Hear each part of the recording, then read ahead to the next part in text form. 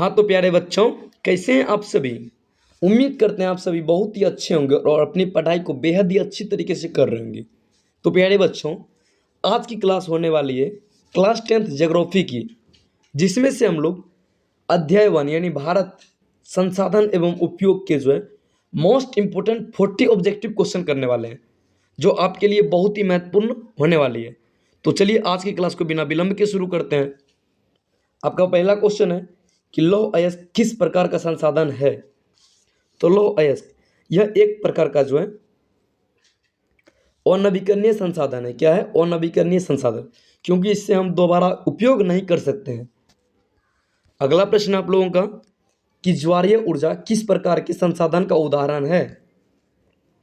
ज्वारीय ऊर्जा यानी ज्वार के द्वारा ऊर्जा प्राप्त करना, यह जो है पुनः पूर्ति योग्य यानी नवीकरणीय संसाधन के उदाहरण, यानी ऑप्शन ए इनका जो है बिल्कुल ही करेक्ट जवाब हो जाएगा। चलिए अगले प्रश्न की ओर चलते हैं। अगला प्रश्न जो है कि पंजाब में भूमि निम्नीकरण का मुख्य कारण क्या है। तो पंजाब में भूमि निम्नीकरण का जो मुख्य कारण है यह अधिक सिंचाई है। क्या है? अधिक सिंचाई, यानी ऑप्शन डी इनका जो बिल्कुल ही करेक्ट जवाब हो जाएगा। चलिए अगले प्रश्न की ओर चलते हैं। अगला प्रश्न जो है कि सोपानिक कृषि किस राज्य में प्रचलित है। यह क्वेश्चन बेहद ही महत्वपूर्ण है। क्या है? बेहद महत्वपूर्ण कि सोपानिक कृषि किस राज्य में प्रचलित है। यह जो उत्तराखंड में प्रचलित है। कहाँ पे? उत्तराखंड, यानी ऑप्शन सी का जो है करेक्ट जवाब हो जाएगा। चलिए अगले प्रश्न की ओर।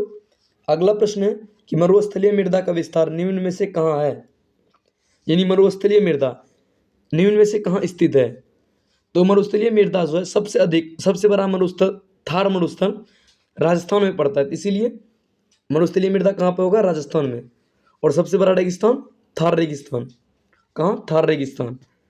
चलिए अगले प्रश्न की ओर। अगला प्रश्न है कि मेढक के प्रजनन को नष्ट करने वाला रसायन कौन सा है। तो मेढक के प्रजनन को जो नष्ट करता है वह रसायन एड्रीन है। क्या है?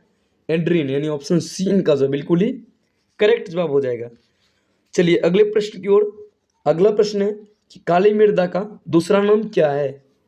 तो काली मृदा जिसका दूसरा नाम जो है ये रेगुर मृदा होता है, यानी ऑप्शन बी इनका जो बिल्कुल ही करेक्ट जवाब हो जाएगा।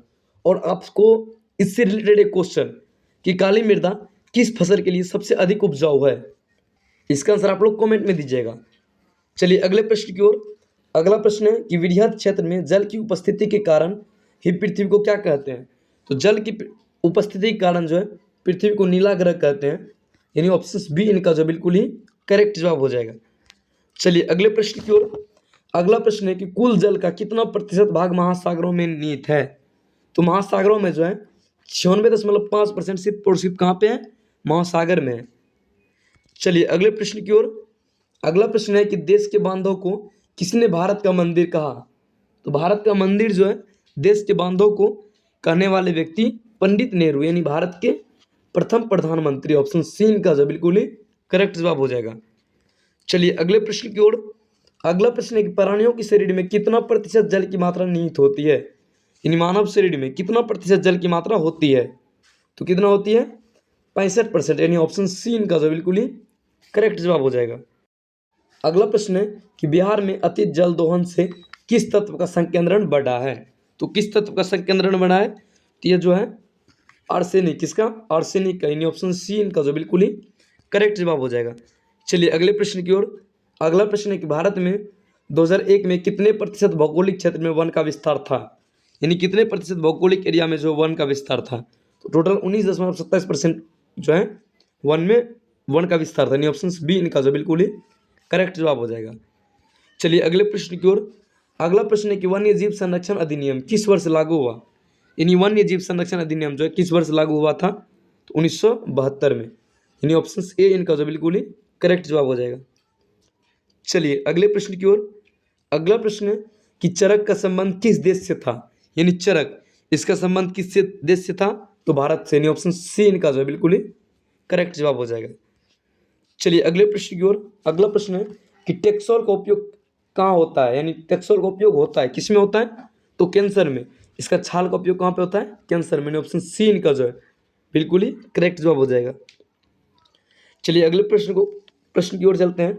अगला प्रश्न है कि विश्व पर्यावरण दिवस कब मनाया जाता है। तो विश्व पर्यावरण दिवस यह जो है 5 जून को मनाया जाता है, यानी ऑप्शन ए इनका जो बिल्कुल ही करेक्ट जवाब हो जाएगा। चलिए अगले प्रश्न की ओर। अगला प्रश्न है कि संविधान की धारा 21 का संबंध है। तो संविधान की धारा 21 का संबंध किससे है? वन्य जीवों के संरक्षण से। इन ऑप्शन ए इनका जो बिल्कुल ही करेक्ट जवाब हो जाएगा। चलिए अगले प्रश्न की ओर। अगला प्रश्न है कि कोयला किस प्रकार का संसाधन है? तो कोयला एक किस प्रकार का संसाधन है? तो यह जो है अनवीकरणीय संसाधन है। यानी ऑप्शन ए इनका जो बिल्कुल ही करेक्ट जवाब हो जाएगा। चलिए अगले प्रश्न की ओर। अगला प्रश्न है कि सौर ऊर्जा निम्नलिखित में से कौन सा संसाधन है? तो सौर ऊर्जा जो है ये निम्नलिखित में से पुनःपूर्ति योग्य यानी नवीकरणीय संसाधन है। यानी ऑप्शन बी इनका जो बिल्कुल ही करेक्ट जवाब हो जाएगा। चलिए अगले प्रश्न की ओर। अगला प्रश्न है कि तट रेखा से कितने किलोमीटर क्षेत्र अपवर्जक आर्थिक क्षेत्र कहलाता है? तो देखिए तट रेखा से जो है 200 किलोमीटर का क्षेत्र जो है ये क्या कहलाता है? आर्थिक क्षेत्र, यानी अपवर्जक आर्थिक क्षेत्र कहलाता है। ऑप्शन बी इनका जो बिल्कुल ही करेक्ट जवाब हो जाएगा। चलिए अगले प्रश्न की ओर। अगला प्रश्न है कि डाकुओं की अर्थव्यवस्था का संबंध है। तो डाकुओं की अर्थव्यवस्था से क्या संबंध है? संसाधनों के विदोहन से। ऑप्शन बी इनका जो बिल्कुल ही करेक्ट जवाब हो जाएगा। चलिए अगले प्रश्न की ओर। अगला प्रश्न है कि समुद्री क्षेत्र में राजनीतिक सीमा कि कितने किलोमीटर तक राष्ट्रीय संपदा निहित है? तो राष्ट्रीय संपदा यह कितने किलोमीटर तक होती है? तो यह जो है 15.5 किलोमीटर तक होती है। यानी ऑप्शन बी इनका जो बिल्कुल ही करेक्ट जवाब हो जाएगा। चलिए अगले प्रश्न की ओर। अगला प्रश्न है कि लौह अयस्क का सबसे बड़ा उत्पादक राज्य कौन सा है? तो लौह अयस्क इसका सबसे बड़ा उत्पादक राज्य जो है ओडिशा है। यानी ऑप्शन बी इनका जो बिल्कुल ही करेक्ट जवाब हो जाएगा। चलिए अगले प्रश्न की ओर। अगला प्रश्न है कि 1 टन इस्पात बनाने में कितने मैंगनीज का उपयोग होता है? तो 1 टन इस्पात बनाने में जो 10 किलोग्राम मैंगनीज का उपयोग होता है। ऑप्शन बी इनका जो बिल्कुल ही करेक्ट जवाब हो जाएगा। चलिए अगले प्रश्न की ओर। अगला प्रश्न है कि मैंगनीज उत्पादन में भारत का विश्व में कौन सा स्थान है? तो मैंगनीज के उत्पादन में जो भारत का विश्व में स्थान है यह तृतीय है। यानी ऑप्शन सी इनका जो बिल्कुल ही करेक्ट जवाब हो जाएगा। चलिए अगले प्रश्न की ओर। अगला प्रश्न है कि एल्युमिनियम बनाने के लिए किस खनिज की आवश्यकता पड़ती है? तो एल्युमिनियम जिनको बनाने के लिए बॉक्साइट की आवश्यकता पड़ती है। ऑप्शन बी इनका डी इनका जो करेक्ट जवाब हो जाएगा। चलिए अगले प्रश्न को करते हैं। अगला प्रश्न है कि देश के तांबे का कुल भंडार कितना है? यानी देश में जो है तांबे का टोटल कितना भंडार है? तो तांबे का भंडार जो है देश में टोटल 125 करोड़ टन है। यानी ऑप्शन बी इनका जो बिल्कुल ही करेक्ट जवाब हो जाएगा। चलिए अगले प्रश्न की ओर चलते हैं। अगला प्रश्न है कि बिहार झारखंड में देश का कितना प्रतिशत अभ्रक का उत्पादन होता है? तो देखिए सबसे अधिक अभ्रक का उत्पादन जो है बिहार में और झारखंड में ही होता है। टोटल 80% उत्पादन जो है बिहार और झारखंड में होता है। ऑप्शन सी इनका जो बिल्कुल ही करेक्ट जवाब हो जाएगा। चलिए अगले प्रश्न की ओर चलते हैं। अगला प्रश्न है कि सीमेंट उद्योग का सबसे प्रमुख कच्चा माल क्या है? तो सीमेंट उद्योग जिनका सबसे प्रमुख कच्चा माल जो है क्या है? चूना पत्थर। इन ऑप्शन ए इनका जो बिल्कुल ही करेक्ट जवाब हो जाएगा। चलिए अगले प्रश्न की ओर। अगला प्रश्न है किस खनिज को उद्योगों की जननी मानी जाती है? तो किस खनिज को मानी जाती है? लोहा। सी इनका जो बिल्कुल ही करेक्ट जवाब हो जाएगा। चलिए अगले प्रश्न की ओर चलते हैं। अगला प्रश्न है कि इनमें कौन सा अधात्विक खनिज का उदाहरण है? यानी कौन इसमें से अधात्विक खनिज का उदाहरण है? तो इनमें जो है अभ्रक क्या है? अभ्रक अधात्विक जिसमें धातु की मात्रा नहीं पाई जाती है। ऑप्शन सी इनका जो बिल्कुल ही करेक्ट जवाब हो जाएगा। चलिए अगले प्रश्न की ओर। भारत में लगभग कितने खनिज पाए जाते हैं? यानी कितने खनिज पाए जाते हैं भारत में लगभग? तो कितने खनिज पाए जाते हैं? कम से कम 100। लगभग कितना? 100। ऑप्शन बी इनका जो है करेक्ट जवाब हो जाएगा। चलिए अगले प्रश्न की ओर। अगला प्रश्न है कि कौन लौहयुक्त खनिज का उदाहरण है? यानी लौहयुक्त कौन सा उदाहरण है लौहयुक्त खनिज का? तो लौहयुक्त खनिज का उदाहरण क्या है? मैग्नीज। यानी ऑप्शन ए इनका जो है बिल्कुल ही सही जवाब हो जाएगा। यानी जिसमें लौह की मात्रा पाई जाती है। चलिए अगले प्रश्न की ओर। अगला प्रश्न है कि भारत का सबसे बड़ा कोयला उत्पादक राज्य कौन सा है? तो कोयला उत्पादक राज्य कौन है? झारखंड। लेकिन वर्तमान में देखा जाए तो उड़ीसा है। क्या है? उड़ीसा। ऑप्शन इनका सी ही मारिएगा। क्या मारिएगा? सी मारिएगा। क्योंकि जो है अभी वर्तमान समय में कोयला का उत्पादन सबसे अधिक कहाँ हो रहा है? उड़ीसा में। ऑप्शन सी इनका जो क्या हो जाएगा? सही जवाब। चलिए अगले प्रश्न की ओर। अगला प्रश्न एक सर्वोत्तम कोयला का प्रकार कौन सा है? तो सर्वोत्तम कोयला का प्रकार क्या है? एंथ्रासाइट। क्या है? एंथ्रासाइट। यानी ऑप्शन ए इनका जो करेक्ट जवाब हो जाएगा। चलिए अगले प्रश्न की ओर। अगला प्रश्न है कि भाखरा नंगल परियोजना किस नदी पर अवस्थित है? तो भाखरा नंगल परियोजना किस नदी पर अवस्थित है? सतलज पे। ऑप्शन सी इनका जो बिल्कुल ही करेक्ट जवाब हो जाएगा।